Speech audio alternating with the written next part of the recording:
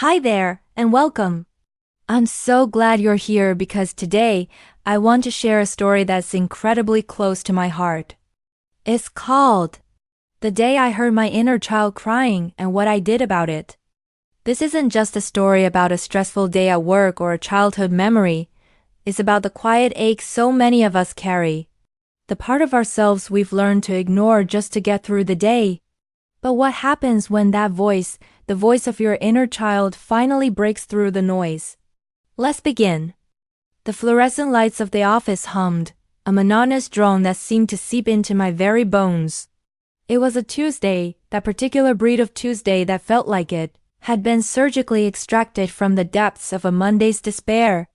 Spreadsheets swam before my eyes, numbers blurring into an indistinguishable mess of fiscal irresponsibility, on someone else's part, of course. I, Evelyn Reed, was a paragon of budgetary prudence. I was, ostensibly, an accountant, a senior accountant, no less. A title that suggested competence, responsibility, and a general understanding of the arcane rituals of debits and credits. What it didn't suggest was the gnawing emptiness that had taken up permanent residence in my chest, a hollow ache that no amount of perfectly balanced ledgers could ever fill. My phone buzzed, a notification. Remember to pick up dry cleaning. My life encapsulated in a single joyless sentence. I sighed, rubbing my temples. The pressure was building, a slow, insidious creep that threatened to erupt into a full-blown migraine. I glanced at the clock, 3:17 p.m., only. Approximately forever until I could escape this sterile purgatory and retreat to the relative sanctuary of my meticulously organized apartment. It was during a particularly grueling attempt to reconcile a discrepancy of $17.42, a sum so insignificant it felt almost insulting that it happened. A song drifted in from someone's headphones, a saccharine, ridiculously upbeat pop tune that I usually dismissed as auditory wallpaper. But this time, something was different. This time, the melody, the relentlessly cheerful lyrics, struck a chord deep within me, a chord I didn't even know existed. It wasn't a pleasant chord. It was a jarring, discordant clang of sadness. Unadulterated, soul-crushing sadness. I froze, my fingers hovering over the keyboard. The spreadsheet faded from view, replaced by a kaleidoscope of fragmented memories. A little girl, maybe 6 or 7, sitting alone in a corner, drawing with crayons. The girl was me. I remembered the scratchy feel of the paper, the waxy smell of the crayons, the overwhelming sense of being unseen. My parents, wonderful, hard-working people, were always busy. Dad, a doctor, was perpetually on call, his life a constant triage of emergencies and demanding patience. Mom, a lawyer, was equally consumed by her career, her days a relentless battle of briefs and courtrooms. They loved me, I knew they did. But love, I was beginning to understand, wasn't always enough. Sometimes it needed to be expressed, demonstrated, made tangible. And that, I realized with a sickening lurch, was what had been missing. Another memory surfaced. A birthday party. Mine, I must have been 8. The cake, a magnificent creation with pink frosting and edible glitter, sat untouched on the table. My friends, a gaggle of giggling girls, were playing some complicated game I didn't understand, their attention focused entirely on each other. I stood on the periphery, feeling like an outsider, a spectator in my own life. My parents were there, of course, but they were talking to other adults, their faces animated in conversation. They didn't notice my isolation. They didn't see the tears welling up in my eyes. The music swelled, the singer's voice reaching a crescendo of manufactured joy. And suddenly it hit me. The sadness wasn't just a fleeting emotion. It was a constant companion, a shadow that had followed me throughout my life. It was the sound of my inner child, crying out for attention, for validation, for love. And I, the competent, responsible senior accountant, had been ignoring her for far too long. I excused myself from the office, mumbled something about a sudden headache, and practically fled. I didn't go home, Instead, I drove. I drove aimlessly, without a destination, the tears streaming down my face. I ended up at the beach, a place I hadn't visited in years. The ocean, vast and indifferent, stretched out before me, its waves crashing against the shore with a rhythmic roar. I sat on the sand, the cold seeping into my bones, and I wept. I wept for the little girl who had felt invisible, for the teenager who had struggled with self-doubt, for the young woman who had buried her dreams beneath a mountain of expectations. I wept for myself. That was the day I realized my inner child was not just sad. She was starving. She was starved of attention, starved of affection, starved of the simple joys of childhood. And I, in my relentless pursuit of success and achievement, had unwittingly become her jailer. My journey toward healing began slowly, tentatively, like a fragile seedling pushing its way through hardened soil. The first step, and perhaps the most difficult, was acknowledging the pain. Admitting that I wasn't okay, that I had needs that weren't being met. This was a monumental task for someone who had spent her entire life projecting an image of unwavering strength and self-sufficiency. I had always been the strong one, the reliable one, the one who could handle anything. Vulnerability in my mind was a weakness, a flaw to be hidden at all costs. But the truth, as I was beginning to understand, was that vulnerability was not weakness, it was courage. It took courage to face the darkness within, to confront the wounds of the past, to allow myself to feel the pain I had so diligently suppressed. I started with therapy. Finding the right therapist was a process of trial and error.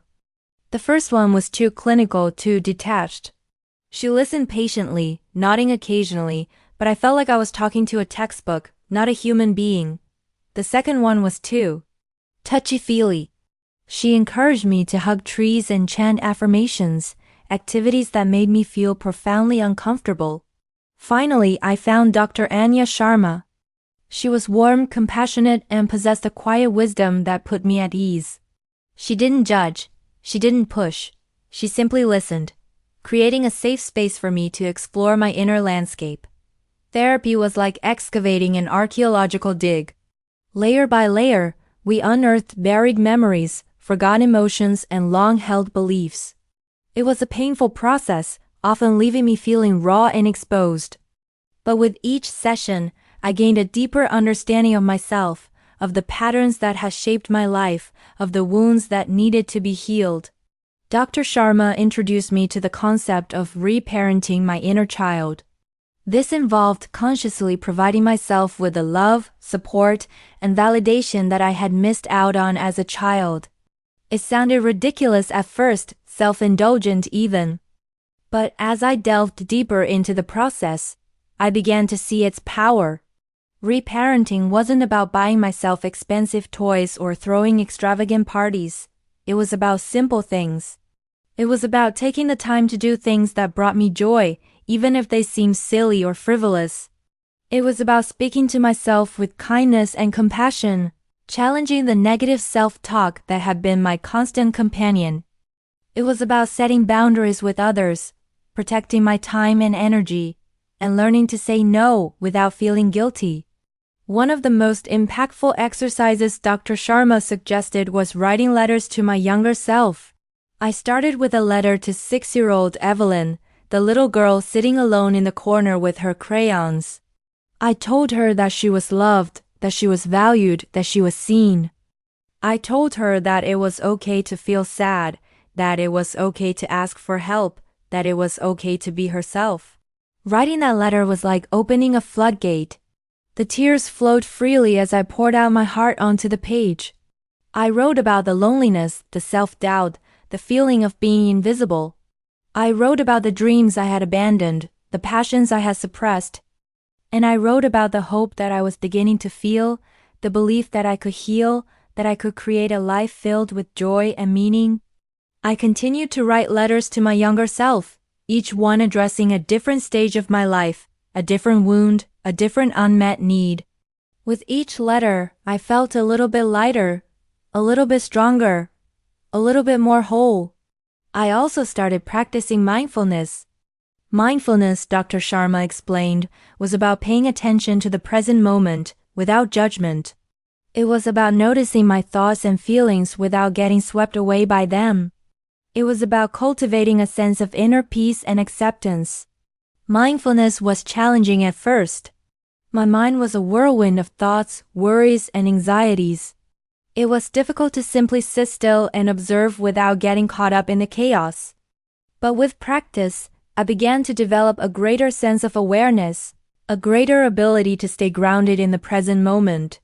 I started with simple mindfulness exercises, like focusing on my breath or paying attention to the sensations in my body.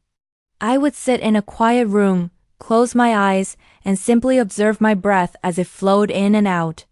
When my mind wandered, as it inevitably did, I would gently redirect my attention back to my breath. I also incorporated mindfulness into my daily routine.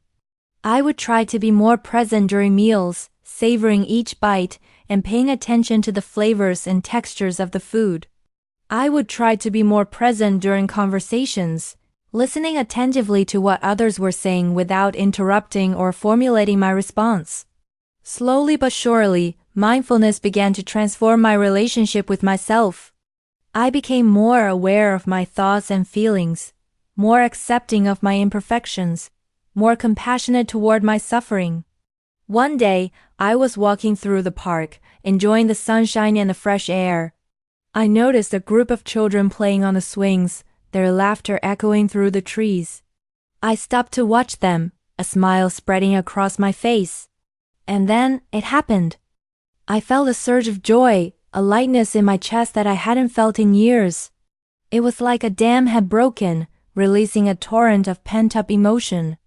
I realized in that moment that my inner child was finally starting to heal. She was starting to feel safe, starting to feel loved, starting to feel seen. The journey was far from over. There would be setbacks, moments of doubt, days when the old patterns would resurface. But I knew deep down that I was on the right path. I was learning to love myself, to accept myself, to embrace myself, flaws and all. I went back to the office, eventually. The spreadsheets were still there, the fluorescent lights still hummed, the Tuesdays still felt like surgically extracted Mondays. But something had changed. I had changed. I was no longer just a senior accountant, a cog in the corporate machine. I was a woman on a mission, a woman determined to heal her inner child and create a life filled with joy, meaning, and purpose. I even started making small changes at work. I started taking my lunch breaks outside in the sunshine.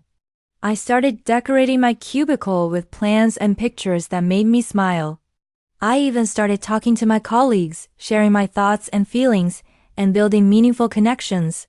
To my surprise, I discovered that many of them were struggling with similar issues. They were also carrying the weight of unmet needs, of childhood wounds, of suppressed emotions. And by sharing my story, I gave them permission to share theirs. The office became a little less sterile, a little less purgatorial. It became a place where we could support each other, encourage each other, and remind each other that we were not alone. My parents, too, noticed the change in me. They saw that I was happier, more confident, more at peace. They asked me what I had been doing, and I told them about therapy, about reparenting, about mindfulness. They were skeptical at first. They didn't quite understand what I was talking about. But they were willing to listen, to learn, to try to understand.